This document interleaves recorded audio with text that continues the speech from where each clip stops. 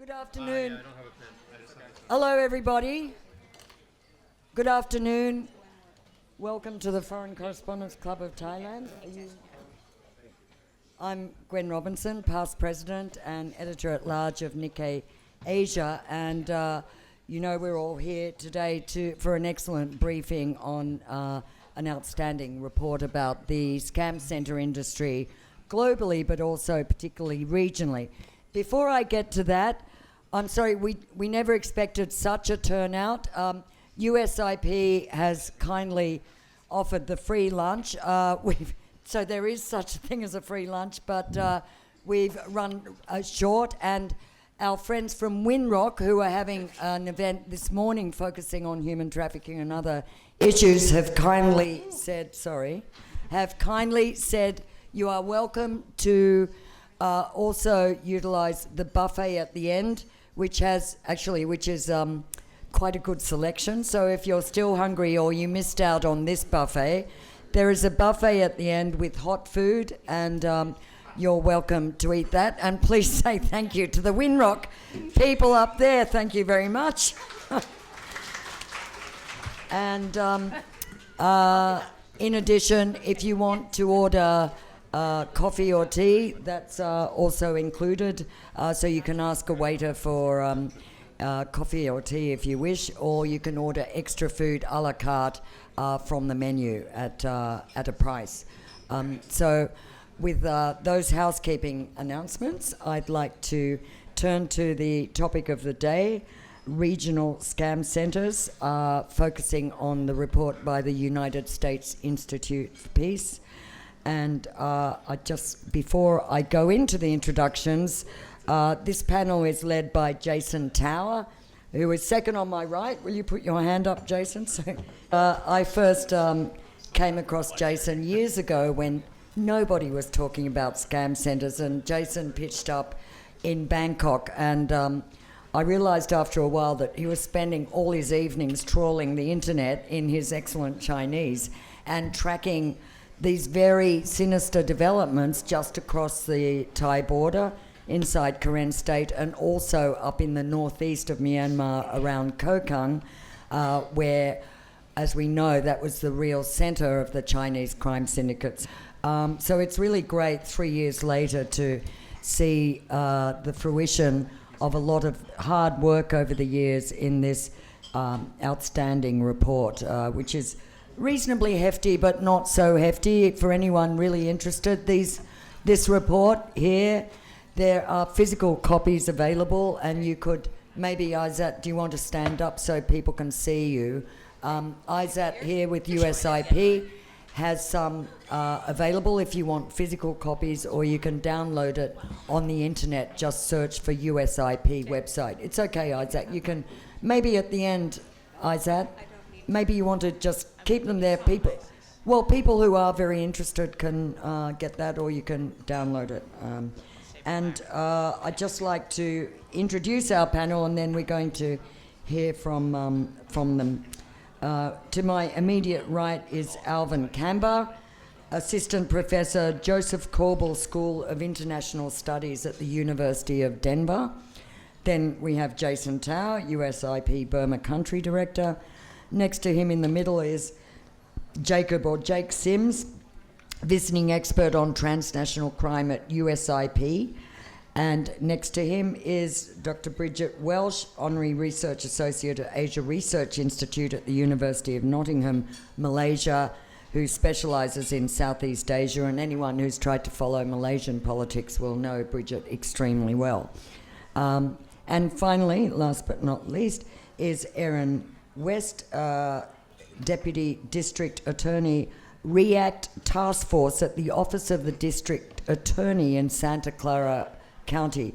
So most of our panel have flown from America for briefings and talks in Bangkok just for a short space of time. Most of them are returning this weekend to America, so we're very lucky to have them in person. They all worked on this report along with other members of a special study group. I think, Jason, you'll explain that. And just to add, both Erin and Jacob were founding partners, and Erin, I think you were actually the founder of Operation Shamrock, which is the world's largest movement dedicated to disrupting the global pig butchering or scam, kind of online scam epidemic. So, there's really good track record here. So with that, I think I'll turn it over to you, Jason. We're going to hear from the panel, then there'll be questions, so save up your questions and for after initial round of discussion. And as I said, help yourself to the food meanwhile. So over to you. Thanks so much, Gwen, and thanks to FCCT for the partnership and pulling this event together today. I believe there are a few visuals, so you can go ahead and post those up. There's just a couple of maps and things that we might reference during some of the briefings. But just to say that the Senior Study Group report on transnational crime in Southeast Asia is the product of 6 months of research and deliberations among a group of 9 experts who looked at really thinking about what's going on with forced labor criminality, forced labor scamming from both a regional as well as a global perspective, but then looking especially at some of the implications for security, that being both US national security as well as for security in the region and beyond. The report itself is the product of that process of several months of work among members of the group. And what we'll be doing here this afternoon is just highlighting some of the key findings of the report, as well as talking a little bit about some of the trends that we've seen in the weeks since the report has come out. I was going to kick off just by talking about a few of the high-level findings, as well as talking a little bit more about the role of China, the role that China plays, which one of the findings is of course, China plays a very complex role around what's going on with pig butchering and forced labor scamming. If we could have the next slide, please. One of the big findings of the report is, of course, just how huge of a problem this is. And so we're talking about it or framing it as a global security crisis in the report. You can see here sort of the extent to which this is impacting countries all across the world. Really every continent is impacted by it, either by the online scams, the pig butchering scams, or by the human trafficking, slavery, and torture that goes on inside of the compounds. Of course, the report points out that there are 3 countries in particular in which it's gotten to a point now where the Chinese origin criminal groups in these 3 countries, in partnership with often local elites, are able to perpetrate industrial scale online scamming using forced labor. Myanmar, Cambodia, and Laos in particular, you see where there are over 300,000 people that are involved in this horrific practice. If you have the next slide, please. Here is kind of an overview of just trying to quantify this. So there is a quite detailed methodology, and you could look to the report to see how these numbers were come up with. But members of the group basically came to an estimate of around 64 billion US dollars in annual losses, with the vast majority of those losses relating back to 3 countries in particular, Myanmar, Laos, and Cambodia. This is, I think, many of the members of the study group still believe that this is a very conservative estimate, but it gives you, again, a sense of the scale of this, just how big of a criminal market that we're talking about. And if I could have the next slide, please.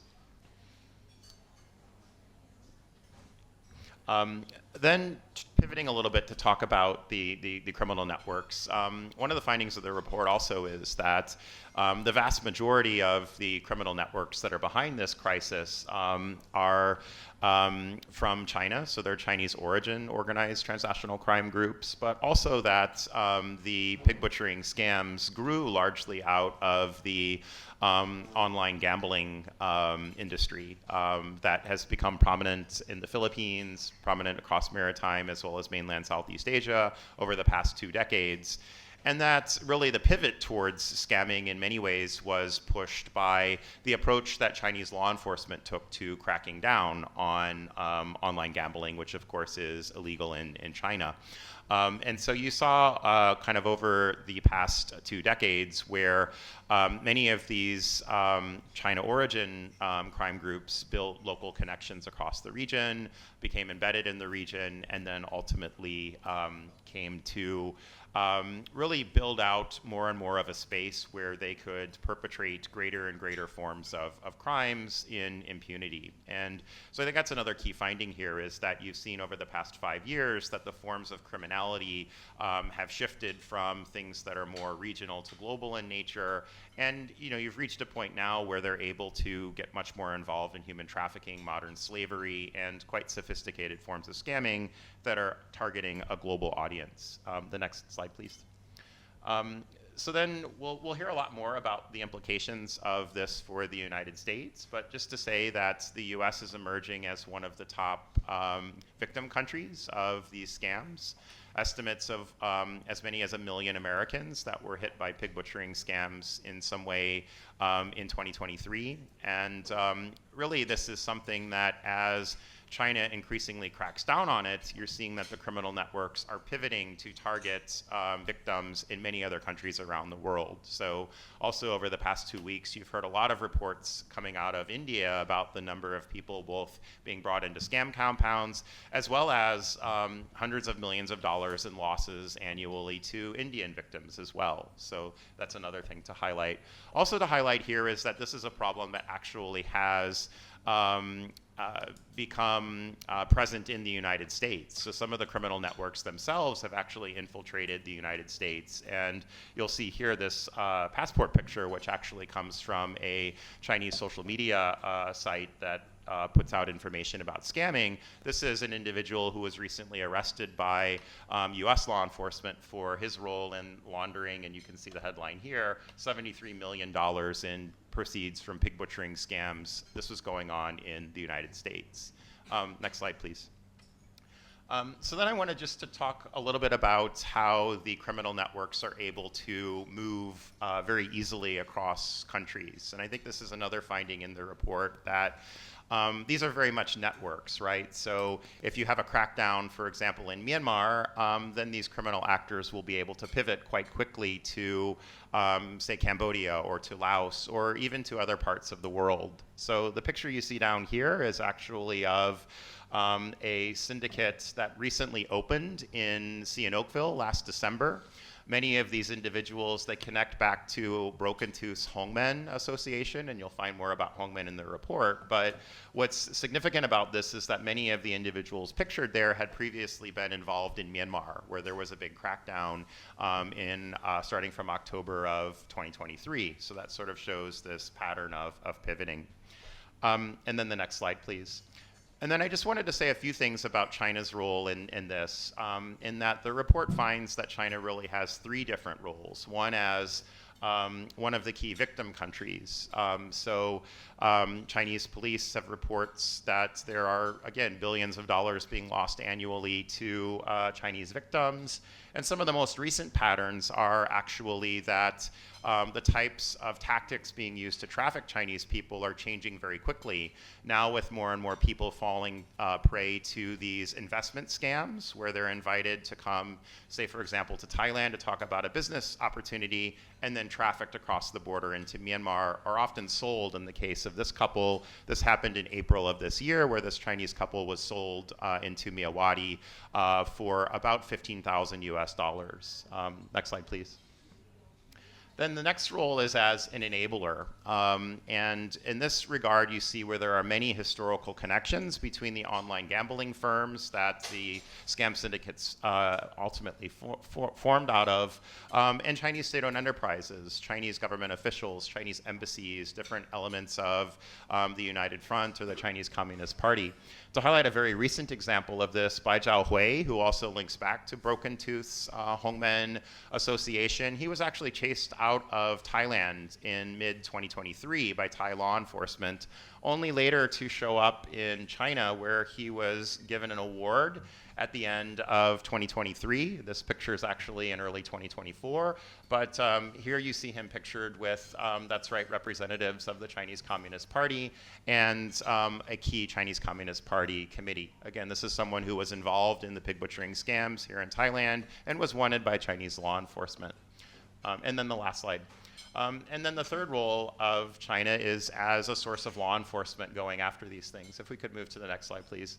And in this regard, I think one thing to recognize is that you see where Chinese police are increasingly putting out more and more so-called safeguards and protections, which are actually reducing the ability of people to scam in China. This app, for example, does filter out a lot of pig butchering scam attempts. However, what also happens is it gives the Chinese police massive powers to monitor what people are doing online. Once you've installed this app on your phone, you're often getting outreach about, from the police about different aspects of other things that you're doing online.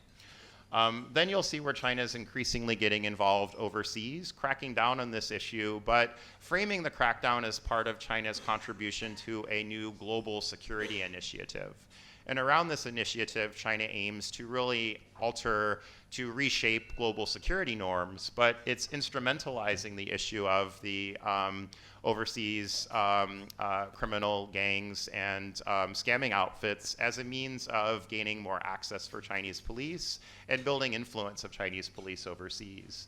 And you can see here where Chinese police actually have started to issue arrest warrants in the case of Myanmar for individuals who even were a part of the Myanmar military regime, some of those individuals having been handed over by the Myanmar regime to the Chinese side earlier this year.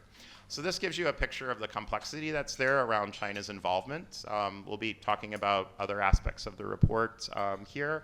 And then to move ahead with that, I wanted to pass things to Erin West, who is going to be speaking more about the United States. Thank you so much. Thank you so much. Is this on? Oh. Thank you so much, and thank you for having me here today. My name is Erin West. I am a local prosecutor from the state of California. And you might think, gosh, I would expect somebody else to be talking about what's happening in the United States. But I think it's interesting that I am here because I am on the ground listening to what victims are actually experiencing on the daily in the United States. So I'm a career prosecutor and I work with a high-tech task force, and we got our first pig butchering case in March of 2022. And what our victims are experiencing in the United States and in many other countries around the world who are now reporting to me as well, is that this particular scam doesn't end until they have lost every last penny they have. That is the nature of the pig butchering scam. And I talk about it as consuming our victims from snout to tail. What they do is during the courtship period where the romance scam is beginning, they're using that time to determine exactly how much our victims have, where those assets are located, so that when they begin to suggest that the victims make investments in cryptocurrency, they know exactly how much is still out there that they could get these people to invest. And that's how it goes. They get them to invest a small amount at first, and they show them astronomical results. They get them to invest like $5,000, and within days it's $6,200, $7,800, and then $10,000. And seeing that exponential growth, they are lured into, well, you know, there's a really special opportunity for you if you could come up with $150,000 by Friday. They use all the classic techniques of urgency, of fear of missing out, and they rely on that trusted relationship that they've built over 90 days with that victim to get them to continue to invest. The clincher, the worst of it happens when they try to take their money out, and then they're hit with the tax bill. And the tax bill is 25%, and that has to come from new funds. So that's when they are mortgaging their homes, they're taking high interest loans, and they're borrowing from everyone they know. So at the end of this, they've lost not only all of their money, but now they find themselves also in debt. So what I started looking at when I started seeing these cases was trying to understand the global landscape that is allowing this to happen, and that, quite frankly, is what led me to Jason Tower. I started doing my online research, and I saw that Jason Tower and Priscilla Clapp were writing about this, and I reached out and I was like, I don't know if he'll write me back, but I hope he does.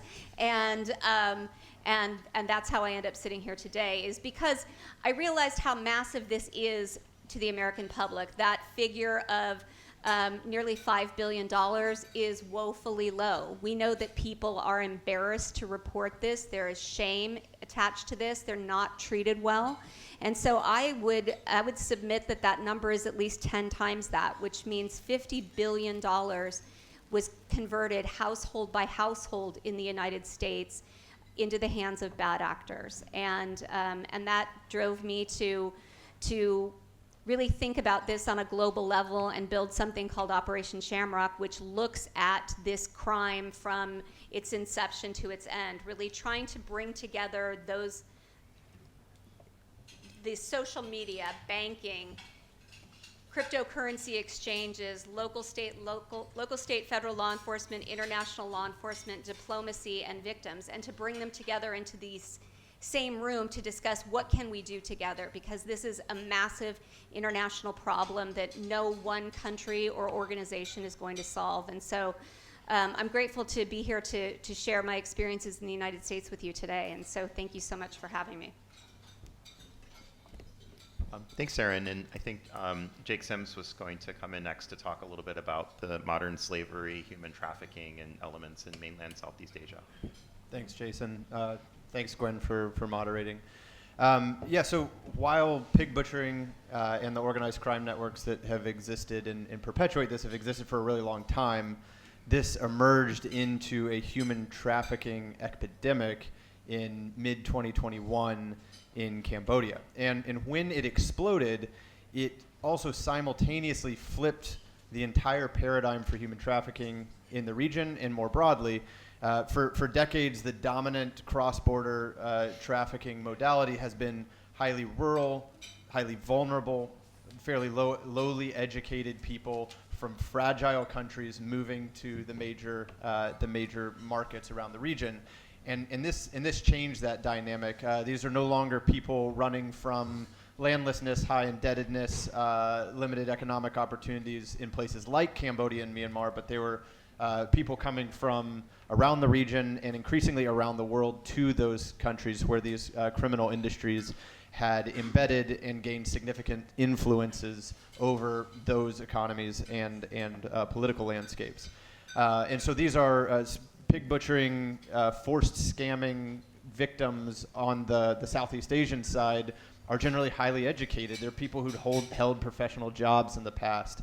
And they are walking through recruitment processes that seem legitimate on highly legitimate major global social media platforms and other tech firms. And they are going through recruitment processes. They're having their flights paid for, their visas arranged, and then they're arriving in these compounds, which instead of being an office building actually are compounds. They resemble frequently penal colonies.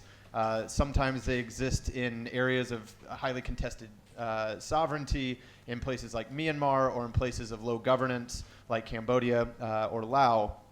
And they're experiencing, and this is another sort of paradigm shift almost in the trafficking space in terms of the level and prevalence of violence, and the scale of that violence is beyond anything that the trafficking community has encountered in the past. And so the existing response has been significantly overwhelmed. And again, because of the scale, because of the sophistication, because of the profound state embeddedness of this, there are some very significant new challenges that are implied to a trafficking response. So these aren't people who are being recruited through their communities. This is people being recruited on social media. So prevention efforts now have to be responsive to that. The significantly misaligned incentives in governments like in places like Cambodia, where there are powerful state actors who own compounds, have created a situation where it is not in the incentives of victim identification staff to local government officials to properly identify these victims. And so the people who are holding the burden of the abuse at the bottom of this criminal industry are also now finding themselves vulnerable to criminal liability when they go home because they're not being treated as victims. It also draws into question, how do we prosecute this effectively when entire justice systems are run by people who own compounds and are financially benefiting from them? So we have to look at a much broader coalition of law enforcement, international law enforcement response. We have to look at other opportunities to inject accountability into some of these places. It also implies a new set of risks to the broader landscape of civil society who are responding, which typically human trafficking carries, I would say, like a medium risk. We're still dealing with perpetrators, but they're generally not perpetrators who have the power to, in the case of Cambodia, jail multiple human trafficking activists. These are not human rights activists or environmental activists or political or labor rights activists who generally find themselves imprisoned in some of the more repressive contexts around the region. These are human trafficking activists who spent almost a year in Cambodian prison just for helping some victims get out. You also see increasing risks to victims, where when you have governments who are actually speaking and denouncing victims as attention seekers and liars in public channels, that is adding to the stigma that already exists for trafficking victims and victims of forced criminality in a way that is raising the risk profile for those victims. And then lastly, as I'm closing, I would say this has posed significant challenges and risks to the media who are involved. And so certainly agree with Gwen that Jason deserves a significant amount of credit for bringing this issue to light. But local media operating in Cambodia, people like Sean Turton, Mek Dara, Jack Davies, who have been reporting on this issue against significant physical and legal risks and ongoing ones, is a significant part of why this issue now has the platform it does. It's a significant part of the reason why the 5 of us have a platform to speak on it, and it's a reason why the international journalistic community is able to report now at a really high level of proficiency on the issue. And so just want to state that in Cambodia, Laos, Myanmar, the people who are reporting on this issue are facing very significant risks, need support, and appreciate the roles that the people in this room have played in providing that and raising the profile of this issue. Thanks. Thanks, Jake. And we'll turn next to Maritime Southeast Asia, and Dr. Bridget Welsh will come in to talk a little bit about the criminal networks more broadly, as well as some of the technologies and financial flows. Thanks, Jason. First of all, thank you, Gwen and FCC, to inviting us to speak. It's always wonderful to be here in Thailand. I want to speak about basically 2 major things and just a quick comment on the recommendations. First of all, when we think about the criminal ecosystem of which scams are part of, one has to recognize the 3 Ds. Number 1, that there are no divides. That when they talk about the context of Myanmar, Laos, and Cambodia, the rest of Southeast Asia and the rest of the world is part of this process. The division between maritime and mainland Southeast Asia, for criminals, they don't see it, they don't operate that way, and it's not there. The second phenomenon I would talk about is the doughboy phenomenon. You push down and close a center one place and it pops up somewhere else.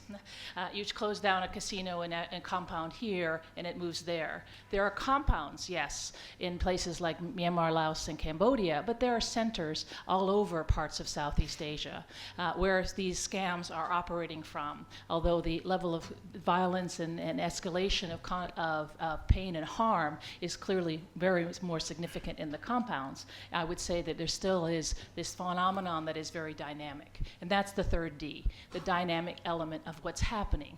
And what we've seen in the last 4 years is the level of escalation of the criminal ecosystem is profound. And some people will talk about this as a driver for COVID, but there are a number of factors that we need to look at to understand why this ecosystem has emerged and why Southeast Asia has now come under the spotlight in such a negative way for these particular global security threats that are emerging. It's not just about the networks, and let me just highlight that the networks are across the region and across the broader East Asia dynamic. It isn't just about China, it's also about local actors that have a symbiotic relationship. And keep in mind that Southeast Asia for a long time has had a very dynamic illegal economy, 20 to 30% of the illegal economy. Now those numbers are becoming much larger. Let us not forget that this is money and this is business. And it is huge. It is largely one of the biggest businesses that are operating in terms of growth in the context of what's happening in Southeast Asia. One can say it's almost the third largest economy in some of these countries. And in the numbers we look at for Cambodia and Laos and others are bigger than their GDPs in terms of the losses and what's happening. So this is a part of what we're seeing in terms of the networks and the business interests that are very profound. We also see significant roles that other countries in Southeast Asia play in money laundering. There are very interesting dynamics here. Right? There is illegal business that becomes legal business. There are things that are seen as unacceptable that then people turn and look like they're acceptable. These gray areas is where a lot of these things are operating. Money laundering is a very large number in terms of the role that some of the countries in the region play, in places like Singapore, places like Malaysia. But of course, some of this comes into legal businesses, particularly into property market, and there's a particular chain. But we also see particularly the role that crypto plays in this dynamic. And what we're seeing in the report highlights is the lack of financial regulations in many countries of crypto and the risks that are caused by this. And of course, it creates obstacles for law enforcement, but that are possible to reduce, and there are mechanisms, but of course, it involves changing the dynamics, thinking about these issues, understanding the processes very differently. The other key dynamic in terms of the dynamism has been changes in technology and the use of AI. We talk about this with our family and friends. My personal recommendations to people is have a code word with your personal friends. Because you know what? You're going to get a phone call from someone who sounds like your friend from their number, but that's technology, not your friend. In these processes. Things that are practical in terms of looking at these. But what happens is countries in Southeast Asia that are maritime are providing the technology and expertise. Who sets up the compounds? Who gives the technology and the internet and the software and others? Many of those come from the other symbiotic local networks of criminal activities.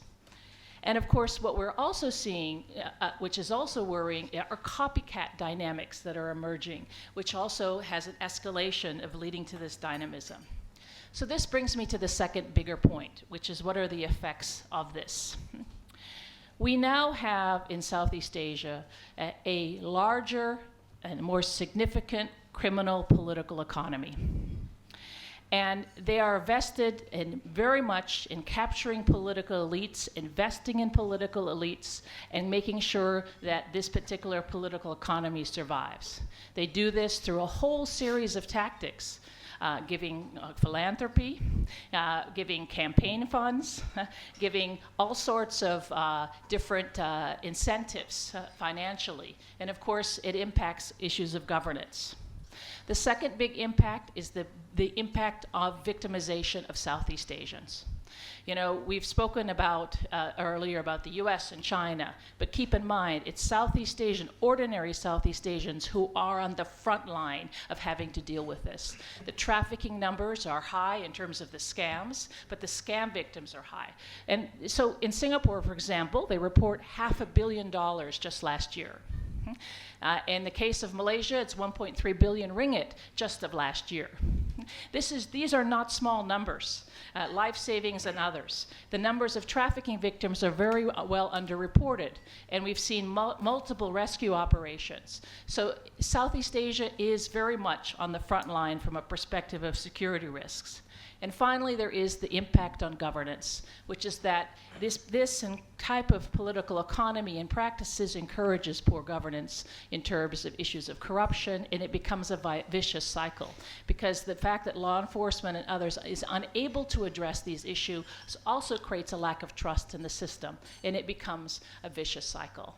So what can be done? I think a lot can be done, and we'd be happy to talk about that in our conversation afterwards. But what I would emphasize is that it needs to be multifaceted. It can't just be country-specific, and it needs to be dynamic, because the criminals are ahead of all of us. Thank you so much. Thank you, Bridget. And then turning next to continue kind of the tour of maritime Southeast Asia, Dr. Alvin Kemba will speak a little bit to scam centers, online gambling in the Philippines, and some of the broader connections also across the region. So good afternoon. Thank you for thank you for being here, and thank you to FCCT for facilitating this. I'm going to start first with a story rather than starting with the big points. So on February 24 of this year, a Vietnamese person by the name of Nguyen Duc escaped from this scam compound in the Philippines called the Bao Phu Land Development. The scam compound is located in a town called Bamban, which is this really small rural area with nothing but like farms and pigs, and it's the population of this town of this city is like 78,000. Nonetheless, there was a scam compound there. This Vietnamese person escaped and went to Senator Risa Hontiveros, who is now investigating this compound. And from this investigation, they realized a major owner of this compound is this Philippine mayor by the name of Alice Guo, who I was in the sort of the hearing online, and then people in the hearing were referring to her as the beautiful mayor. She is this like Filipino Chinese person, roughly my age and around early mid-30s, speaks very fluent Tagalog, better than I do. It's quite amazing. She's been there for a long time. Nonetheless, she's actually a major owner of the compound. Her family, the father is supposedly from China. The mother is an unknown up until right now. People really don't know. And Alice, actually, interesting enough, is the investor of Bao Phu, the Bao Phu compound. It involves two other citizens from overseas. Two of them were involved in Singapore. They were arrested in Singapore for this like a money laundering scam issue like a year ago. So this highlights sort of like the interconnections of the Philippines with many of this like networks in other countries. It's not just Alice. It's not just Ban province. It's probably all over the country. The hard thing right now is it's really hard. It's difficult to know. We don't have enough research, etc. That's what an academic will say. I'm going to highlight 3 points after moving forward with this story. I think the first point is the Philippines is known to be an origin country, at least between 2016 to 2022.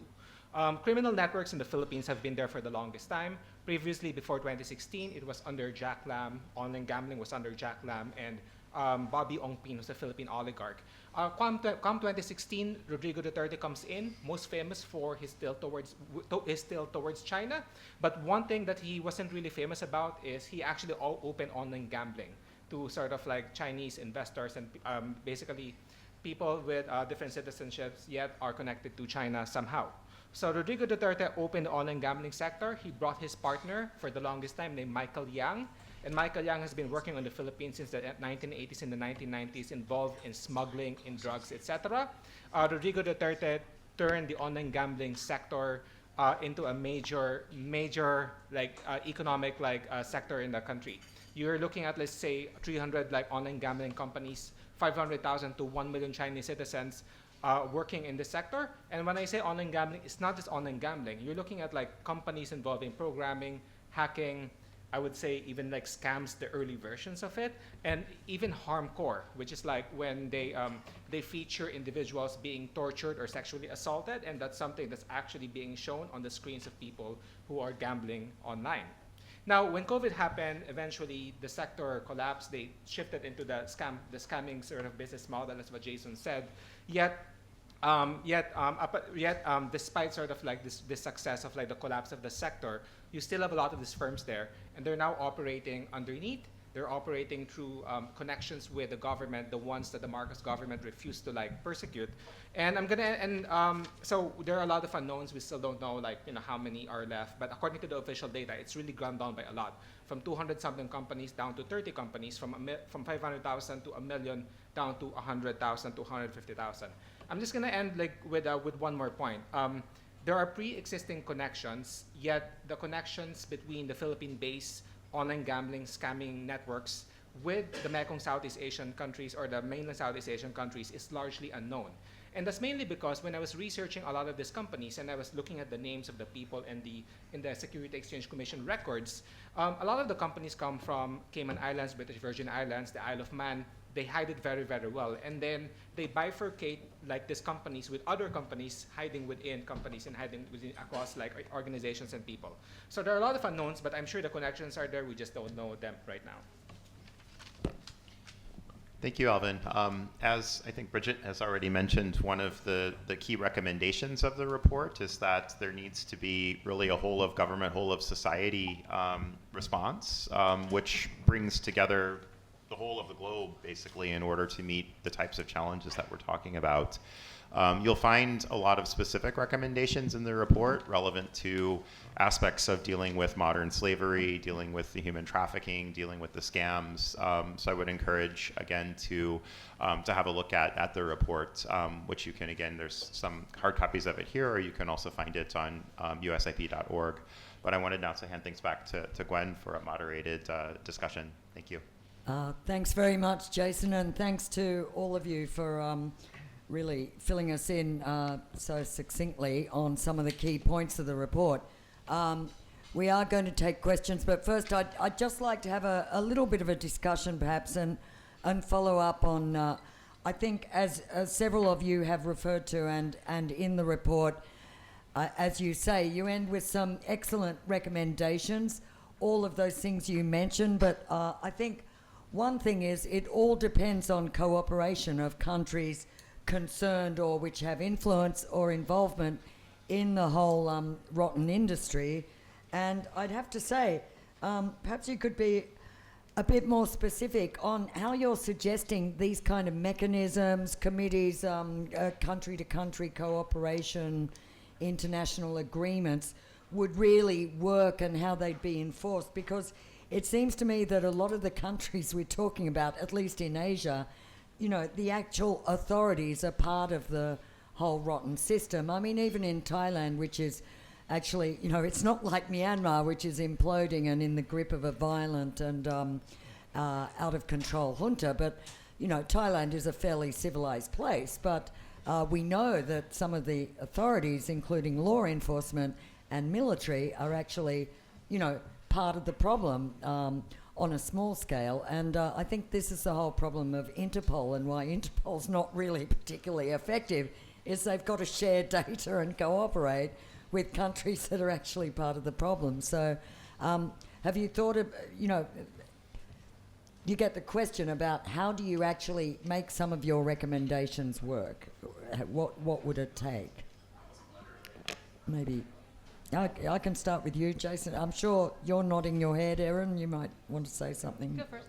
Okay. Yeah, I think probably all of us will have our own thoughts, but I think one thing to emphasize is that at the individual country level, a lot of countries that are being heavily victimized by this, including my own, are not taking this issue seriously enough. And I think that that's really the first step, is that countries that are losing billions of dollars, that are suffering, unparalleled human costs as a result of this, need to take it seriously. I mean, this is something that should be looked at similar to how terrorism is considered, and it's not thus far. So I think that that's, kind of the initial thing. And then I think secondly, for different aspects of the problem set, you do have platforms that are there, mechanisms that are there that could be built on, right? And so in particular around human trafficking, for example, there's a lot that I think is there already.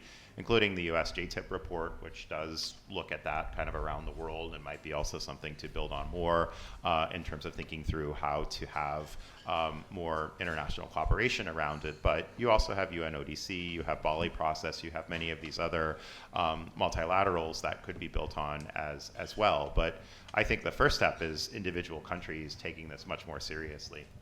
Mm-hmm. Erin, would you like to say something? Yeah, I think what I really like so much about this group is we come from a variety of perspectives, and each of us has our own expertise. And so when I think about international diplomacy, I look more to my colleagues over here, but what I think about is on the practical level, what can be done quickly or at least immediately. And what I think about is where the roots of the problem are. And to me, one of them, an obvious one, is the platforms that are enabling the scammers to meet their victims. And so for me, it comes to what can be done about Meta, what can be done about LinkedIn, what can be done about Match.com.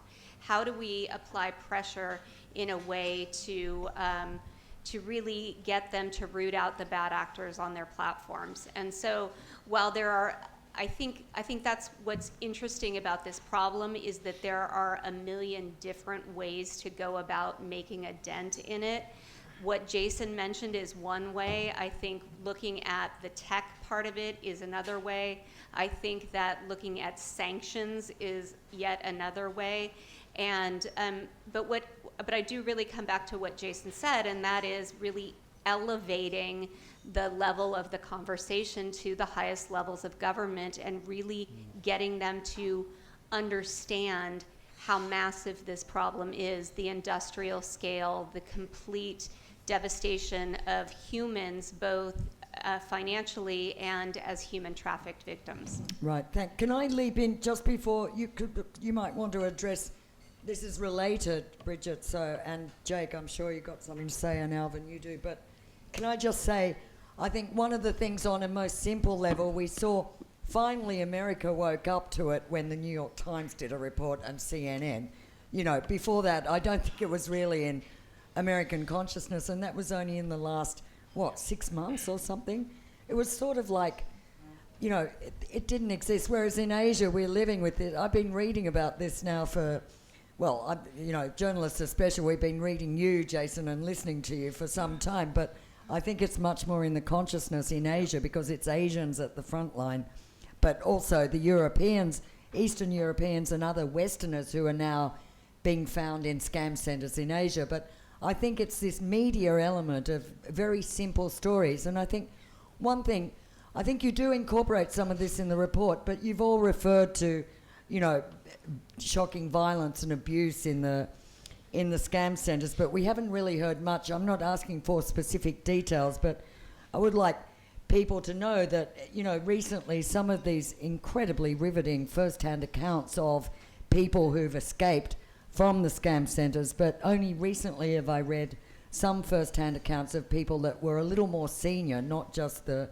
grunts, but could tell a bit more about how it's all working, but also these incredibly graphic details of one thing that hasn't really been explained is why are victims so abused or tortured or beaten to death in the compounds, because it doesn't make sense that if you're running a scam centre, why would you starve, beat or, you know, kill your workers when you actually need them to scam people? Jake, and then we'll come to you, Alvin. Okay, sorry. After. That is a very unique. Oh, sorry, Richard. No, go first. Oh, sorry. And then you're next, and then you're next. Just to that second. Sorry, I didn't see you. Were you raising? No. Go ahead. To that question about the incentives is driving the abuse, you have to look at this from the type of work that is compulsory inside those compounds. And the way Erin describes this is, you know, this not even for someone who may have a criminal background. This is sort of soul-crushing work. You spend months and months building a relationship of trust with a victim and then destroy their lives. And so population control would be the primary, and people aren't making a great wage. Maybe some of them are making a little bit, some not at all. And so you have large populations who are refusing to engage in the work, who are trying to escape, who are asking highly compromised law enforcement for help. that gets back to compound owners, and they need to make examples out of people. That's the dominant. And then to the first question, just very briefly, while it is certainly true, as Bridget suggested, that these criminal networks have their tentacles in every country in the region, and that does complicate incentive structures. It is also true that the vast majority of the countries in the region are facing significant domestic political pressure because of the sheer volume of abuse that their own citizens are receiving from two of the weaker and less powerful, less respected countries in the region. And this may be an issue where the region is able to more find some unity to hold the predatory activities of Cambodia and Myanmar to account, whereas in other places they haven't been able to do so just because of the domestic self-interest. It's also important to have clear eyes about the actors that are wholly compromised. While the Thai response is quite mixed, law enforcement in Mesot is not quite mixed. They're playing almost a directly complicit role in many aspects of this. And that the ways in which the trafficking community is engaged with governments makes it very difficult in a place like Mesot or in Cambodia to operate effectively, because they're operating with the permission of local government actors. And so you see a trafficking response in those two areas effectively neutralized despite large numbers of organizations. But you go up to Mesot and it's Judah Tan and Meech Moore who are standing on the front lines with 1,000 victims a day coming over, despite all the resources that are obviously available. Right. Thanks, Bridget. I think just a couple quick points. Gwen, you're correct to highlight the importance of the media showing the human face of what is happening. And there have been more stories of what is going on by victims. And when you speak to victims, many of these victims are coerced into becoming scammers in these compounds. And the mental health implications, not just for those who scam, but those in the compounds, are profound. And so you see examples in Malaysia, for example, of people who were trafficked. It was a boyfriend and girlfriend, and they would rape the girlfriend in front of the boyfriend. And so it was just a horrible types of illustrations of what is going on as part of the coercion that is taking place in these compounds. And then the challenge is that authorities see the victims in these compounds as criminals because they were involved in scamming. And so there becomes this real different, there's no sense of recognizing the coercion principle that involves these issues of who are the victims. And I would say that it is important to appreciate that many countries in Southeast Asia have made, and I would say modest, and I think that's a diplomatic way of describing it, modest initiatives. So in Malaysia, for example, we've seen a very big scam awareness campaign. And I think this is something that can be across the board about what they are and others. We've seen in Thailand, they refer something that they've been introducing called the National Referral Mechanism that's ongoing. This is really important because when victims from other countries become here, how do you identify who are the victims and how do you help to promote cooperation, particularly with international partners in ASEAN? So there's particular steps. We've also seen countries begin to take laws and these issues seriously. So the Philippines illegalized online gambling. As a consequence, they came to Malaysia. But that's where the doughboy phenomenon. But the fact is that encouraging and being cautious about opening casinos and creating conditions for these things to nurture are very important, and also strengthening laws. And I think one of those laws areas that I particularly emphasize in the report are particular regulation over crypto finance. There are so many countries in the region. Thailand is not one of them. Thailand has a digital law, but other countries in the region don't have.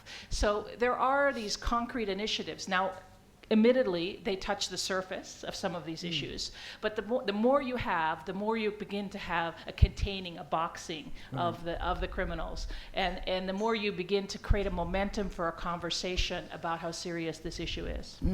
Yeah, I noticed that in the media, in the big raids in 1027 operation last October and subsequently, the Chinese that were taken out of scam centres and sent back to China were described as criminals who were arrested after being taken out of the scam centres, whereas Thailand, when it rescues Thais from the scam centres or Malaysians that come out, are victims.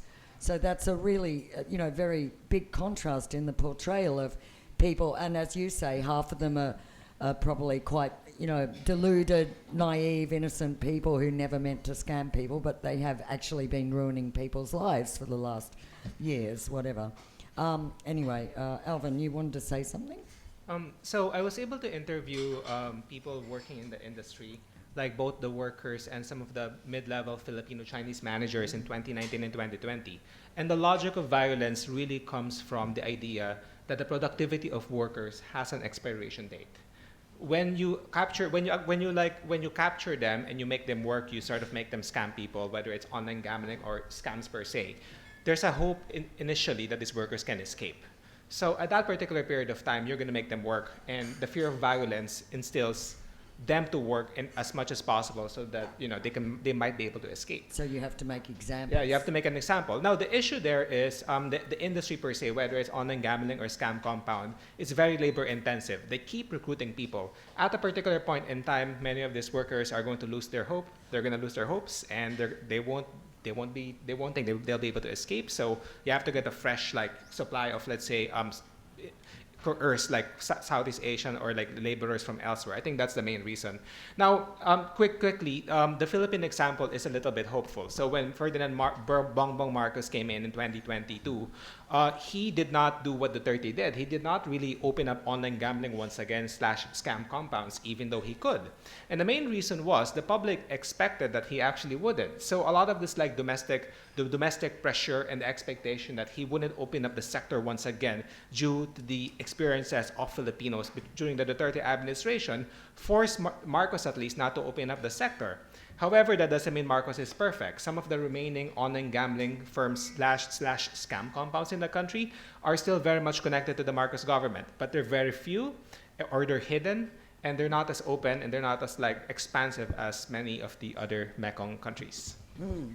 Good point. I'd like to open it up to questions from the floor. So if you do want to ask a question, the microphone's over there. Just identify yourself briefly. Could you go to the microphone? Is that all right? And identify yourself. I have a couple of other questions as well, so I'll defer to the audience first. Hi, Cyril Charpentier, France 24. How can we determine if it is a genuine victim of human trafficking or someone that wants to scam people and, when he was in the compound, he didn't like it and want to come back? How to determine which one is a victim, which one is a scammer? Thank you. Right. I think we've just kind of touched on all that, but would anyone... legal perspective. Yeah. So the key here is more systematic and high quality victim identification screening. There are processes, interview forms that are developed that we need to have both appropriate training for those officials and also aligned incentives for them to conduct these screenings effectively. You're not going to get 100% of them correct, but you have to have a process in place, and generally those processes are failed, not being implemented, broken in various ways, and that's a key reason why you're seeing large numbers of people criminalized that maybe they do an interview with an NGO and the NGO says this sounds like a victim, and then they go through the formal process, or more pointedly, not NGO to government, the destination country, Cambodia for example, will classify them as a criminal, and then Indonesia will classify them as a victim, or Thailand will classify them as a victim when they return home. And so the processes are fragmented, they're not aligned, there's misaligned incentives. There's also legitimately a capacity gap in many of these countries for how to do this well. And how to get it 100%, you're not going to get 100%, but there are processes that are broken. And Jason, in your scouring of Chinese media, have you seen, it seems to me that the Chinese position is that they're definitely criminals before there's any consideration if they might be innocent. Is there any sign that they are making distinctions in all those tens of thousands of people they took out of the border scam centres? One thing that is kind of interesting is that some of the more recent people that have been pulled into this, either through romance cons or through these sort of ploys where someone invites, an individual who is clearly kind of a business person or who has a significant amount of capital and is looking at an investment opportunity, and then subsequently traffics that person, whether it be someone who thinks they're coming to meet the love of their life, or someone who thinks that they're coming to make the business deal of their life. Those individuals are getting treated more as victims, right? Both in reporting as well as in the way in which, China, once they're back in China. Right, once they're back in and China. Are they arrested? Have they been arrested? No, these individuals are not being arrested. So you'll see usually for a lot of the recent people, so a lot of Chinese media reports recently about this have been exactly these types of stories, right? Over the past couple of months, it's been individuals who fell into one of those two types of traps. Of course, at the same time, you still have a lot of people who are brought back to China. They sometimes are shown on Chinese TV with a bag over their head, a black bag over their head, or handcuffs. You'll often have people in what is referred to as the tiger chair, where you're sort of strapped to this chair, and then you'll tell your story on television, usually in the presence of Chinese police. And from listening to some of these stories, what people are saying would make you think that, oh, well, they're victims of human trafficking, but they're clearly being treated as criminals. And the main reason that they're being treated as criminals is often, the process of going into the scam compounds means crossing the border illegally. So a lot of the sentences are simply for that. You'll get a couple months prison sentence and a fine for having crossed that border illegally. And then, of course, there's also a lot of people who, when they leave, they're thinking, oh, yeah, we're probably doing something illegal, whether it's gambling. A lot of people are pulled in thinking it's a gambling job, and then it turns out to be scamming. And that's also illegal in China. So then they're going to get criminal charges for that, regardless of whether they're enslaved or tortured or whatever else might happen in the compound. But that does seem to be kind of one of the new trends, is that people who've been brought in who are kind of being trafficked through this new mechanism seem to be getting a little bit more public sympathy and more of treatment as what you might think of as victim of human trafficking. Right, thanks. And Bridget, you wanted to say something? Yeah, I think one of the challenges is, as you have implied earlier about law enforcement, is to change the attitudes about how they think about trafficking victims more generally. And what we do see some good examples. I mean, I think Malaysia set up a special victim assistance unit, for example, and I think this is really quite important to recognizing not just trafficking victims, but also recognizing scam victims, because what we're seeing in the numbers are very high levels of suicides that are coming from scam victims, right? So you need a special unit that is sensitive to the circumstances that they faced, because it is being a level of abuse that is very high. So that's part of the element. But let me not underestimate law enforcement's attitudes are also part of the problem. I mean, because not only are they often on the take, but those that are not on the take, their general view is to treat everybody not necessarily with the sensitivity that is necessary.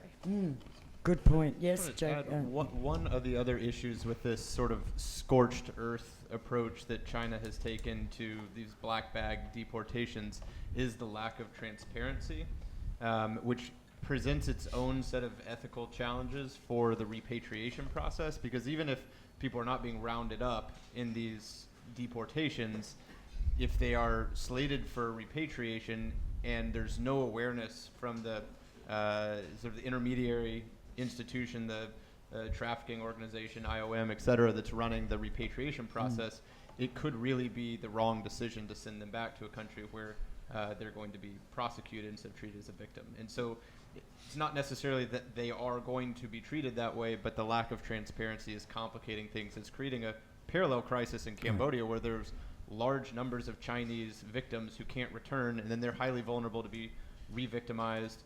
So that's another sort of aspect. Good point.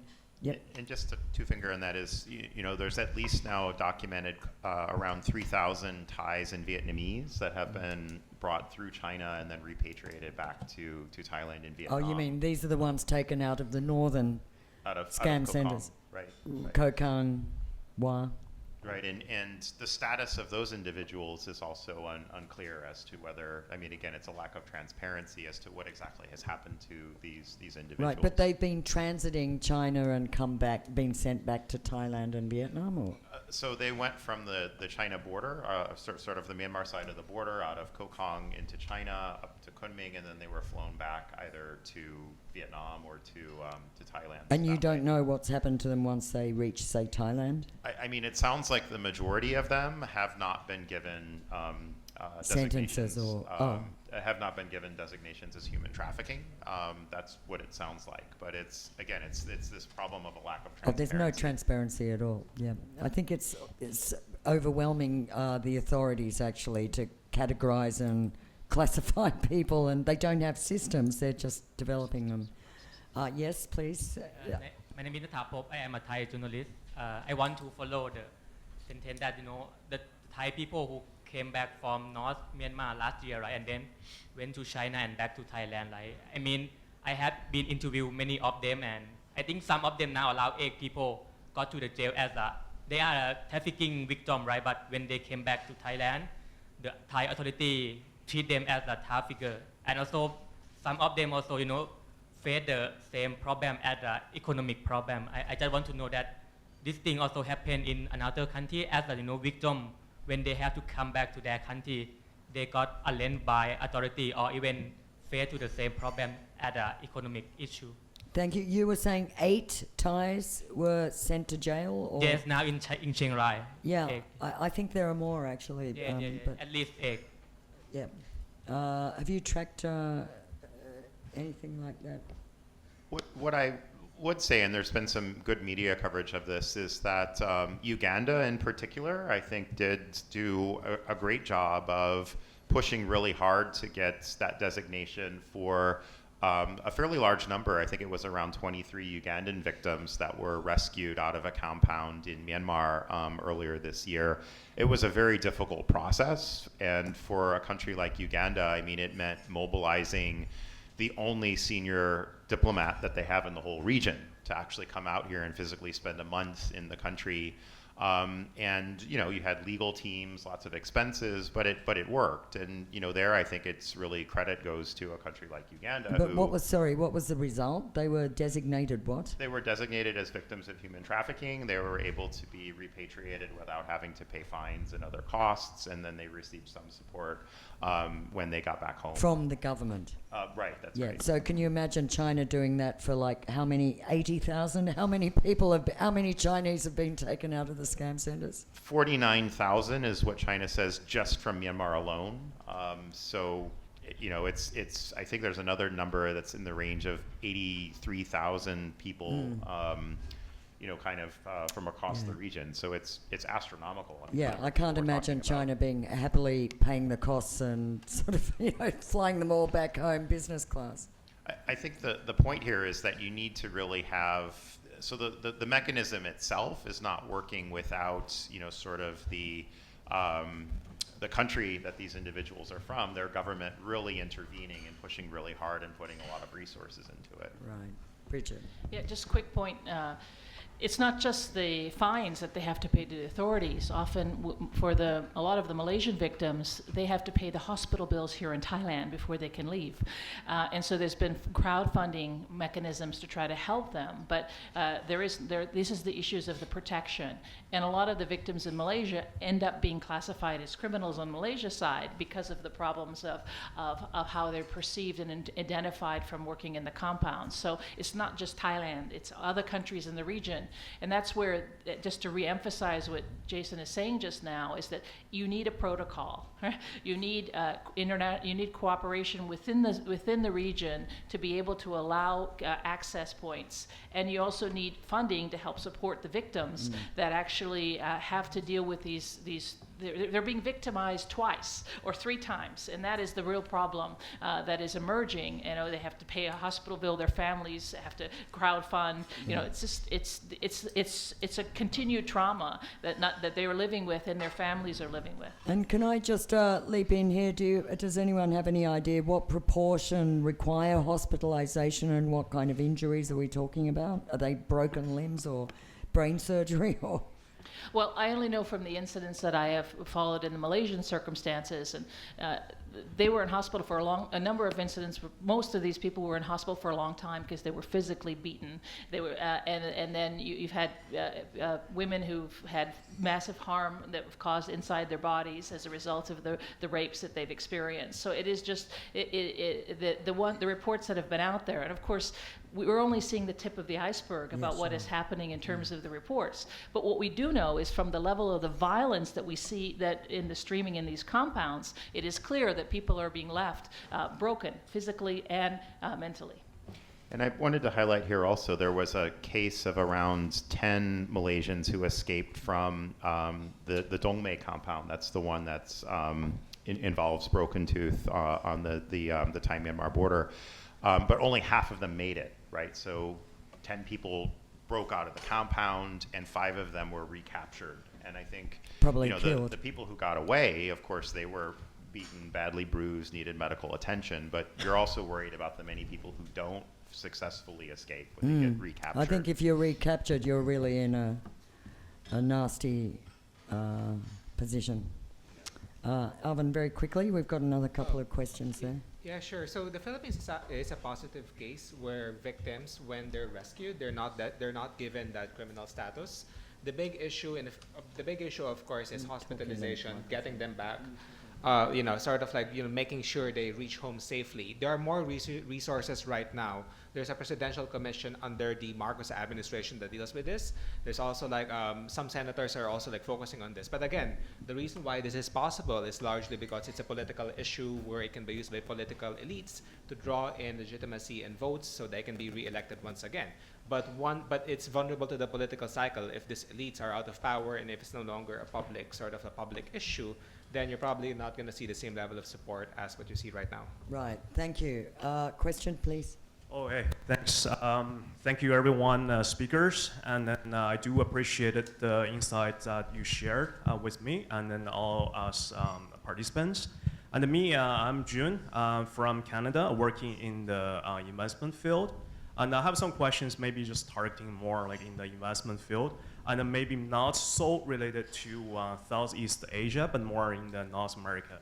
So my question is, where do you see the trend for the scam going in the future? I feel that it's more it's gonna be copied from Southeast Asia, from developing countries to more developed countries like in North America or Europe. My reason is that, number one, is that now we're facing really a weakening economy globally, and then high inflation and then low employment rate. And the second one is that we have high technology, and then I think Southeast Asia is really, they have a strong infrastructure in the, for example, AI technologies, things like that. And the third is that I got a chance in my first week here in Thailand, I got a chance to chat with a taxi driver and ask, hey, how do you spend your money? What do you do for investment? And then the person told me that, they don't do something we do in North America, for example, real estate investing or stocks or mutual funds. But he said he is doing something like a cryptocurrency. Not some Bitcoin because it's too expensive. Some doggy coins or something like that. Just it's very easy for them because of the lack of the financial literacy. It's very easy for people like this fall into the scams. So back to my question.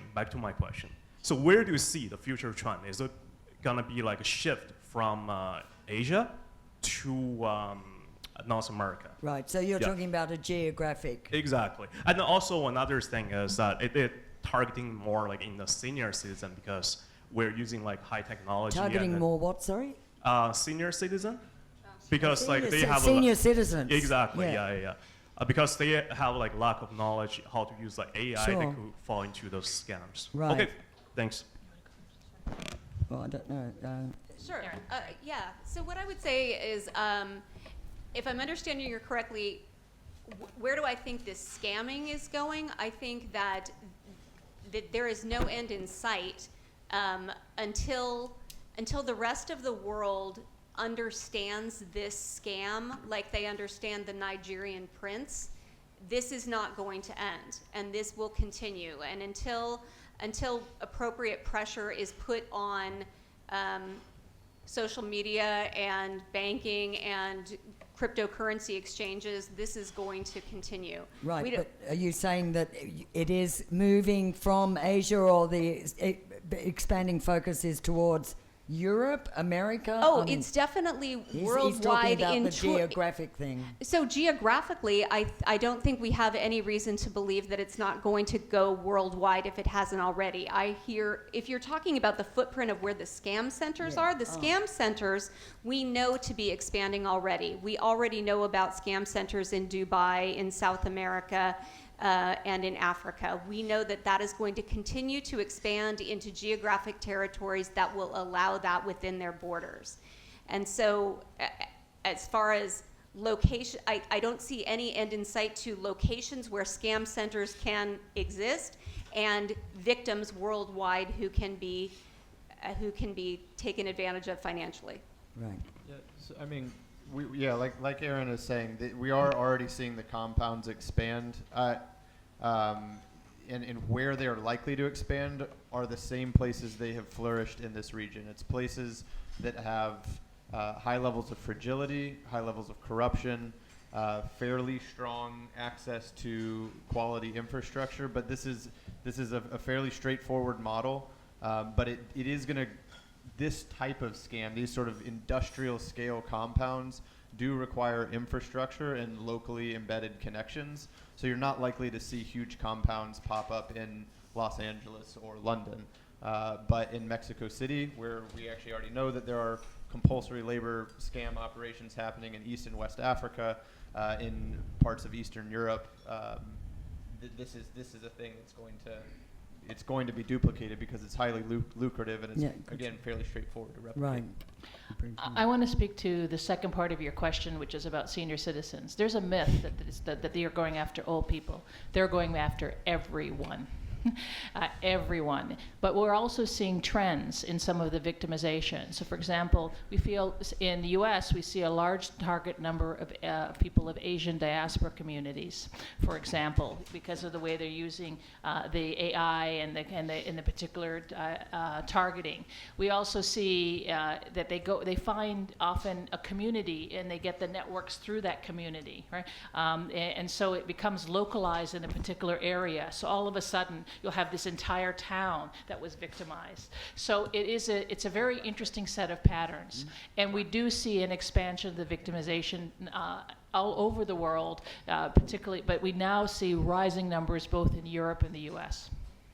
And then just to say, two other quick things. I think one is you're seeing an expansion also of different language groups being targeted. So in addition to English-speaking victims, you've got, for example, there's growing numbers of Vietnamese-speaking victims, Thai-speaking victims, South Asian, different languages from South Asia. When you say victims, a lot of are we victims. talking about the actual people Scammers. recruited into the scam centers, or you mean victims being targeted? Both. So Both. people who speak those languages being targeted into the scam centers, and then they would in turn, scam in all of those various language groups. Right. So, that's why in some ways you're seeing this become the United Nations of scamming. You have so many different, nationalities. Sure. How many nationalities were detected in, for example, I'd say Shui Coco must be one of the most international. How many nationalities? Was it 30 plus? I mean, overall, it's in excess of 50 different countries who've had their nationals pulled into scam centers. 50 different nationals. 50 different nationalities have been pulled into scam centers. The other thing I was going to say, though, is that you have a lot of other crime groups, like we talked about the Nigerian scams also, or similarly with Vietnamese gangs, they're adopting this methodology, right? And I think that's the other element of this, is that crime groups they have linkages with one another, and they see, this is highly lucrative. So you do less of the traditional Nigerian scam and do more of these pig butchering types of scams. And that's also going to lead to this getting scaled up even further. Right. And Alvin, very quickly. So 2 quick points. Jason already brought up the idea that they're going to move into places where there are pre-existing criminal networks. This might be PRC focused, but we have to remember criminal networks and criminal groups are across the world. They have a lot of capital, they have a lot of power, they have a lot of political connections. And if many of these like scam networks are already going to be pushed out in where they are, they're probably going to move into another place. But I think another thing we have to think about is scamming is sort of a business model. It was online gambling before, and if it's not scamming, it's probably going to be something else, and it might be something else in the future that's much more nefarious and much more dangerous. Right. Good point. Thank you. Yes, please. Phil Gassett from Internews. Question about practical solution. Aaron, you mentioned pressuring platforms, LinkedIn, etc. And in the report, you talk a little bit, I forget how it's stated, but my impression was that China is running more like public awareness campaigns around this. So I'm wondering if those campaigns are more around centered on awareness of the scams themselves, like how to identify when someone is trying to scam you, or if it's centered, or if there is any components focused on the fake job postings. And for the latter, do you have any advice, or are there any commonalities, red flags? Because as you said, there's multiple rounds of interviews. It comes across as very legitimate. How can people identify when they're potentially about to be drawn into this? So I'll take the second part. I think Aaron's probably better positioned on the first part. I mean, the major solution to the trafficking that's happening on these social media platforms is a more proactive response by the platforms to crack down on the obvious signifiers of the criminal activity. There are certain keywords, there are certain locations, types of work. There are certain types of forums where these jobs are posted. And right now, most of the response is quite reactive. It's sort of whack-a-mole. This one's been identified. This one shows some of the key constraints and then gets pulled down. But there has been, I would say, resistance from some of these platforms to more systematically and proactively remove problematic ads because they're, frankly, probably worried about reducing lucrative traffic to these forums. And so incentives need to be aligned in the same way we need to shift domestic incentives in the sort of mafia state environments where these crimes actually occur. Also, we need to start shifting the incentives to generate movement towards more good faith involvement from the tech firms. And if that's not going to happen naturally, regulation is probably needed over that space. Right. And Aaron, do you want to address it, or is it you, Jason? Yeah, I could talk a little bit about the PRC part. There's actually massive numbers of police campaigns all across China, and every local PSB across China has a WeChat account, right? And so you can get a lot of these videos, the videos, awareness-raising campaign videos. But one interesting thing is the approach they will use often is to terrify people. So, for example, you've got this one campaign that started in 2022. That was the framing of it was Myawaddy is more Myawaddy in Myanmar is more terrifying than northern Myanmar. Don't go there. You will get your kidneys cut out. You will be killed. I mean, that's kind of basically the type of language. And this is coming off of official police platforms. And of course, I imagine that particular type of messaging was not very popular on the part of Myanmar's military regime, but it does seem to have, created a very strong impression in China amongst the public that, wow, it is very risky and dangerous to go to these places. And then I think on sort of the awareness around the scams, in many ways it was the ban on cryptocurrency, and then a lot of efforts, I think, to really push people not to get involved in the cryptocurrency. Crypto equals scams, crypto equals getting cheated. That sort of narrative that also had a bit of a impact. But I think the other thing that has probably had impact also is this app that I referenced, because there are local governments that are requiring people who live in those particular administrative districts, for example, where they require everyone to download this app. And once you have this app on your phone, it will filter out a lot of the pig butchering scams, and it'll also prevent you from going on a lot of different applications where this would normally happen. And of course, this raises a whole lot of, I'd say, ethical questions, a whole lot of questions about access to information, as well as questions about social control. But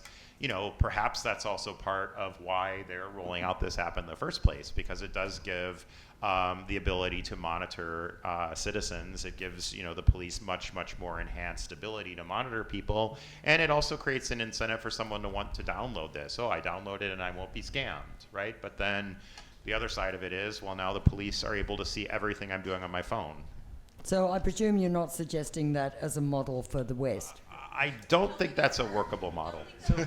No, but A little bit more on the effectiveness of the prevention campaigns. Yes, there's these targeted, very, grotesque sort of depictions of Myawaddy, but you also have more mainstream, what you could see as Chinese prevention campaigns in the form of sort of major motion pictures. So if you listen to sort of state-aligned media in Cambodia, other than biased Western reporting and human trafficking agencies, the number one reason that they attribute their 95% year-over-year reduction in Chinese tourists is the film No More Bets, which had to pass through the Chinese sort of censorship to get released, and it reads very much like a warning ad against travel to Cambodia and Myanmar specifically, but even the broader region.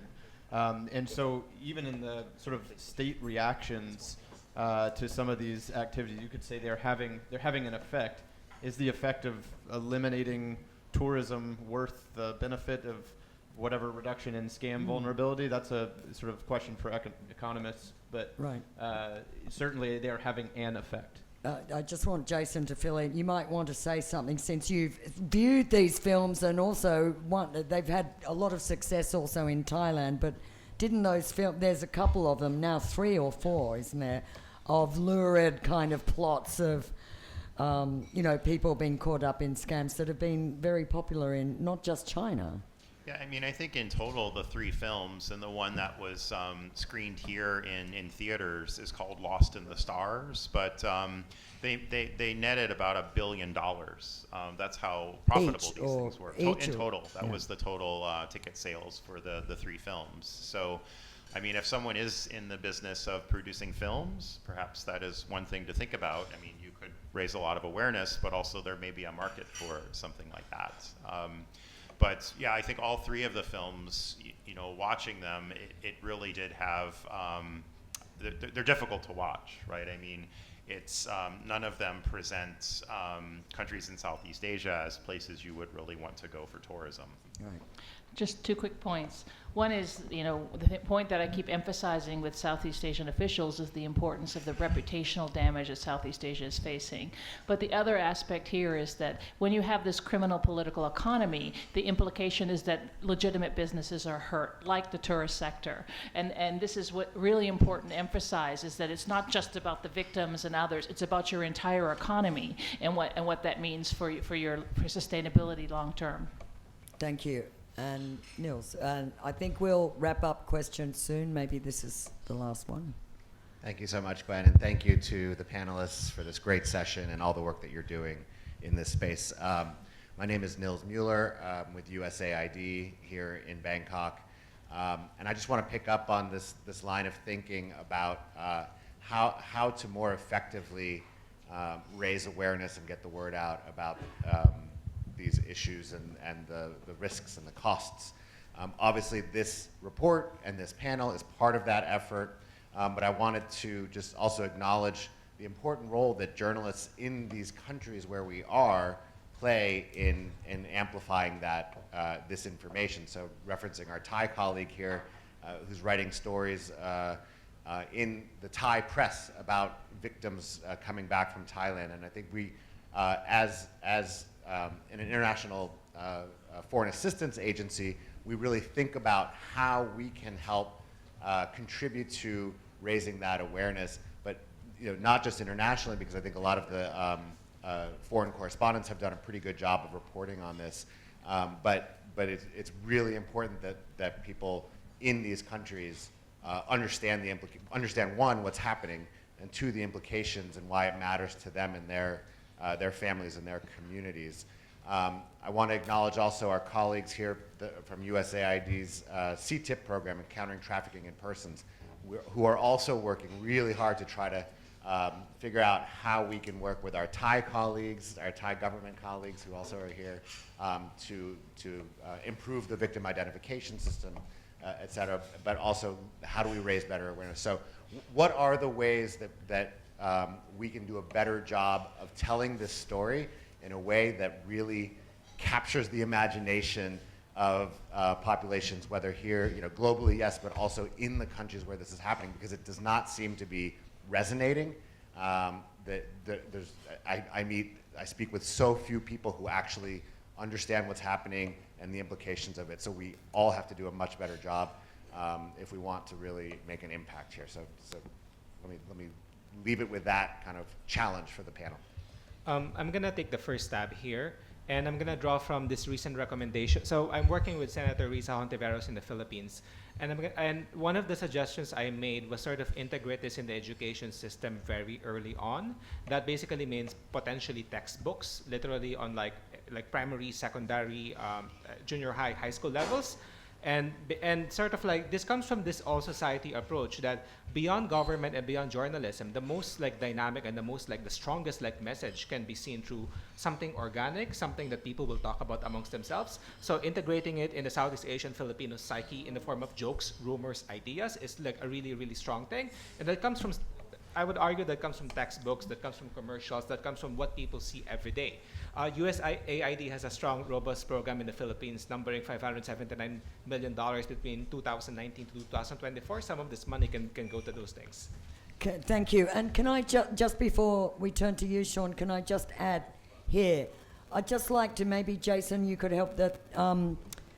One thing is this, I think often scam centers are conflated with casinos in the perception that they're all kind of linked, but actually you've got a region that is moving. The Thais are now possibly about to, but anyway, definitely seriously drawing up a casino bill to build casinos, legalize them. Japan is moving to casinos. So actually, how much do you separate? I mean, they're not entirely separate and there's some overlap, but how do you sort of portray that sort of casino versus scam center linkage, particularly since, Myanmar and particularly around the border region is absolutely full of both. And casino, I've even, we've all had a look at some of the casinos just over that you can see just across the river on the Thai border, which are actually definitely just casinos. They don't have slaves in there being forced to scam people. Yeah, I think there's maybe two things to highlight here. One is that the more recent scam centers that you've seen built, and I'm talking about these kind of larger industrial scale scam centers that are, kind of built to house thousands of people, they look more like penal colonies than they look like casinos, right? I mean, you don't have any of the pompous, you don't see sort of the grand entrances or things like that. I mean, these are buildings that are constructed to enslave people. High, walls, barbed wire, sort of places for guards to stand to look down and monitor where people are going. And then you have lots of distressed properties that have been sort of taken over and repurposed and fit for this. And that includes some of the casino cities that were being constructed, for example, starting from 2017 in the Thai-Myanmar borderlands. Many of those compounds, perhaps the intention was initially to have large-scale online gambling there, but it shifted later to become large-scale online scamming. The thing with casinos, though, is the money laundering, right? And already we know that the Golden Triangle SEZ, the casino there, is one of the most significant money laundering hubs in the region. But as many countries that don't have strong regulatory capacity for the casino business start to roll these things out, and particularly I think this is a big risk in Cambodia, but equally so also in other countries that have recently started gambling like Vietnam, you see large amounts of money laundering going on through those casinos. Right, thank you. Okay, Bridget, and then we'll turn to the last question. I just wanted to answer Neil's question a little bit further, and I wanted to stress that there are lots of reasons why it's not having salience. Like, so often people think about scams as this being a fate, right? That you're unlucky, right? It's a kind of normative attitudinal thing that emerges, right? So how do you begin to break that down? One of the emphasis of my discussion here in the report is also to emphasize the economic cost. You need allies. You need allies in the private sector. And the media is doing, I think, a very good job in the region, local media, to talk about the human face. That needs to continue. But you need more allies in civil society, in areas of victim protection, also in areas of working with, in the areas of social media, with the business sector. So you have to create an equally important preventative protection ecosystem, and because of the money that's involved.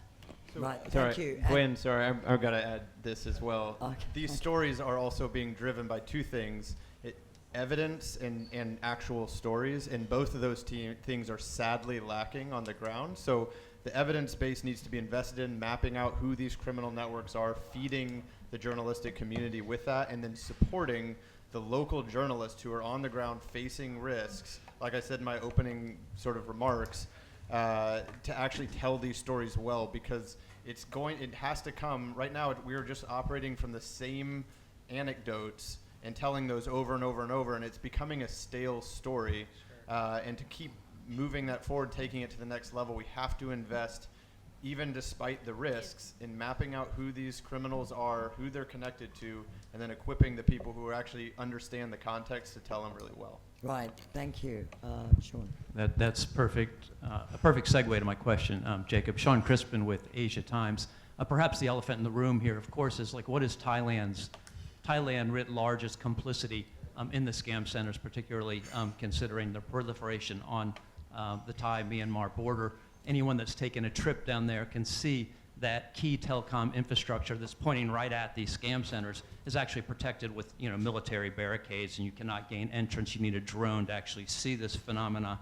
Jacob, you spoke briefly about local level complicity, looking the other way with some of these trafficking networks. But I think really the question here is, what is the high level complicity here in Thailand? I just wonder if I didn't see it on your list of countries there, Cambodia, Myanmar, Laos, and so forth, but I wonder if Thailand should make an appearance here for its facilitating role of this. Obviously the damage is great to the tourism industry and so on and so forth, but I just wonder if anyone could speak to high level, perhaps even military support for the scam center industry here. And as a corollary to that, have you seen any shift in attitudes in the change in government here from one that was more military aligned to one that's been more democratic? Has there been any shift in receptivity to some of these concerns about Thailand's role in the centers? Thank you. And can I just add to Sean, because that was going to be one of my questions, is the recent order by the telecoms regulator of Thailand is the strongest language I've ever seen come out from any Thai regulatory body on communications. And they have followed up, and I was just in Mae Sot yesterday, most of this week, and drove along the border, and definitely those dishes that were pointed directly at Shui Coco and all the scam centers have gone, or else they're angled back into Thailand. So there is something happening on that front, and that's quite interesting because that order could only have come at very high levels.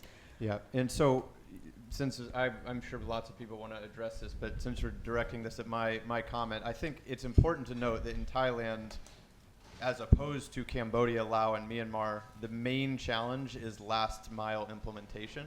There are certainly issues and signals that there is some level of state embeddedness of this crime. You do have reports from victims of what seems like corrupt entry processes being skirted around normal situations. You do have evidence of military presence in Mae Sot, as you noted, blocking access to the Moi River on points where satellite imagery can show that actually there are transit points moving people and goods and infrastructure back and forth. And then the most notably, you have those cell towers that were pointed directly into these known hotbeds of criminality. But you also have units like DSI who are actively engaged in pushing to get victims identified, to run through the interim process. Do you want to say who DSI is? The Department of Special Investigations the national level law enforcement agency.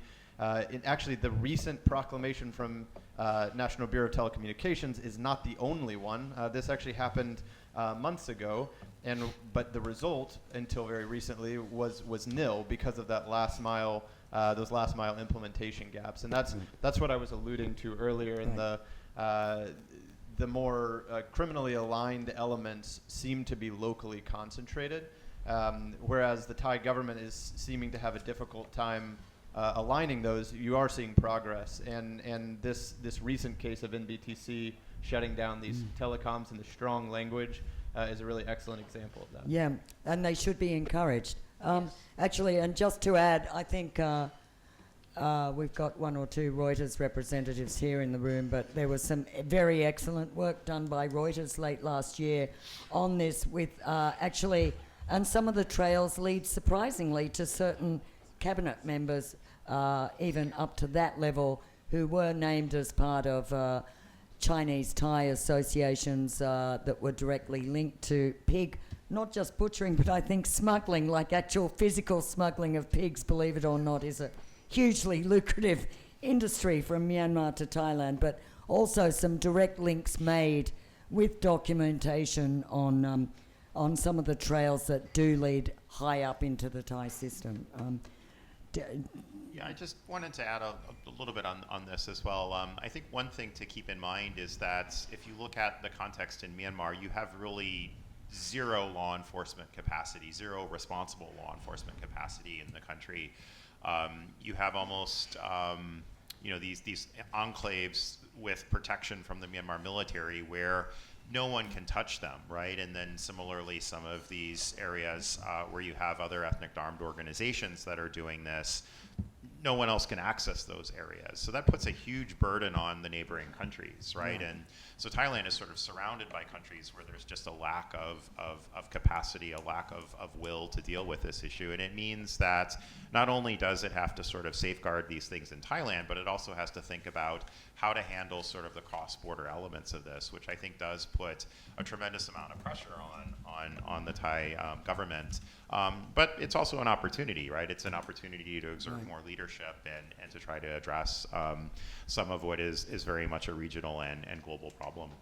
Thanks, Jason. Look, we're really out of time, and I'd really like to thank Jason and the USIP study group, all of you, particularly ones who flew from America, not just for us, but other reasons, but we're very glad that you could spend some time with us, and those who flew from Malaysia, sorry, Bridget, and those who flew from Chiang Mai. Right? And thank you all very much for coming.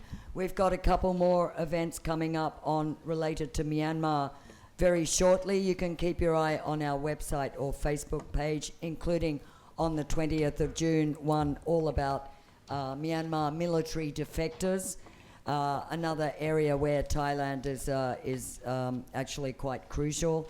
And on the 28th of June, the 20th is evening, and on the 28th of June we'll have a lunchtime event on the events in Rakhine State and the situation with Rohingya refugees, including in Bangladesh.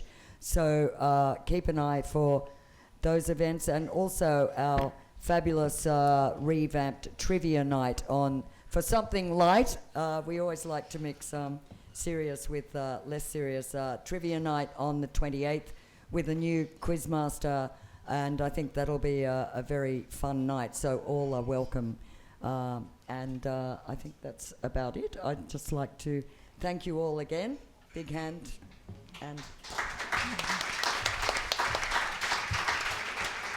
And thanks to the FCC team, management and staff, and our audio-visual man, Kuntam.